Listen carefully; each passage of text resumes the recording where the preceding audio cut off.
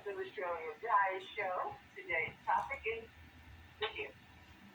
When I was 8 years old, I started learning about the Bible and the fact that people in the Bible had gifts. And so did Reverend Bobo. People moved in with her when I was 8 years old, as I said, the Reverend. She also had the gift. She had a church, in fact, where she would lead people, like on Sundays in the evening. And when I was a little girl, we would sit in the church and I'd listen. She'd also have to do readings in her home. She owned a property. She had her own home, and she would read for them, either in the kitchen or the parlor or the basement, but mostly in the church. So, as growing up, that was what I wanted to do.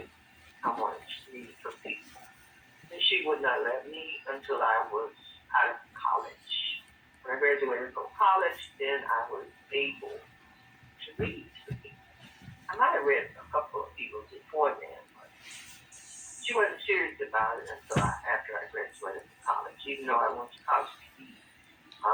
I don't know what I went to college to be, but I ended up being a teacher. And the professor that was my guidance counselor had a fit. One day I told him I wanted to go into education and be a teacher, and he just went off on me. He even invited me to his house and showed me, how nice things was at his house. And his wife cooked dinner, and, I ate there and I sat there. He said, no, you should not be a teacher. You will starve most of your life. He said, they don't make enough money. Boy, was he right. I mean, I have suffered some being a teacher. I could have been anything else but that. But I wouldn't listen to him. Being African-American woman, you know how we can be sometimes. He kept telling me the truth. And he was African-American himself. That's why he knew. So was his wife. Still, I wouldn't listen. Anyway, so much for that. But anyway, with Reverend Bobo, things got very weird sometimes. But being a child, you didn't see that, But she made sure that she had her Bible and that she was reading scriptures from it when the person would sit down in front of her. Okay. Another thing I liked about her is she did not demand that you pay her. She asked for a donation. But she said it's up to the person. So most people would pay her because, they liked her. And, they felt like maybe they were asking questions that would require a lot of in-depth information on the part of the reader. So sometimes when I'm at QURA quota and they be asking me questions, some of them questions I think require payment. I've been there like, a year or less, and I've been answering questions, and I've answered many a question, okay? So I started thinking about the fact that Reverend Johnson, that person that she got married was Reverend Bobo, had taught me how to read people, okay?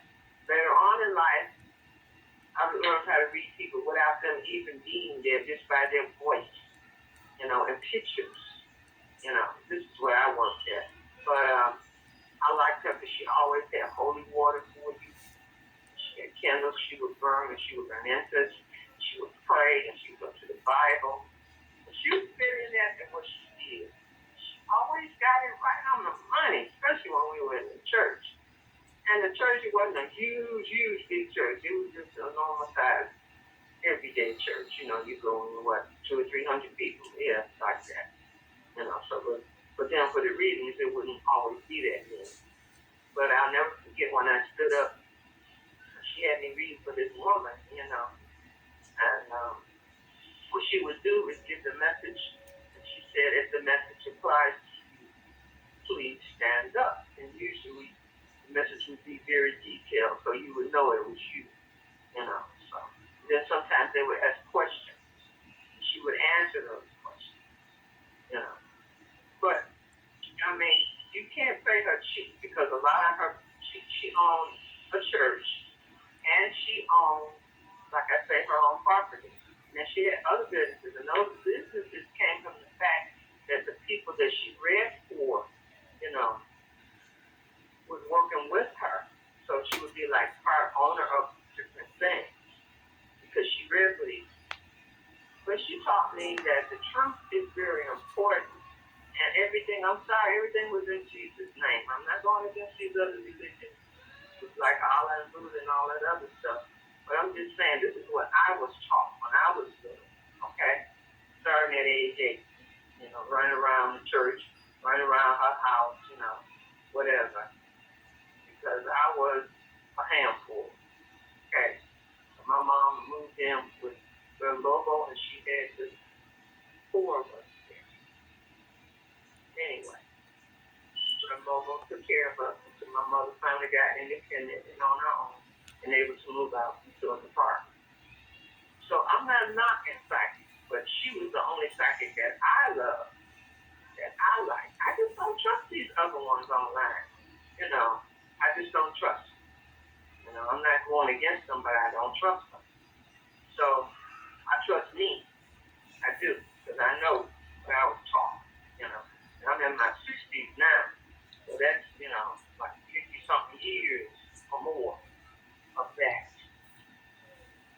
So I'm good at what I do. And one thing I can tell you, knowing this much about psychics is, even when you pay them, and this is true, some of them will only give you half of the information. Or they will leave out things that are probably important. Okay. So I used to watch the ones that were detectives, the detective psychics.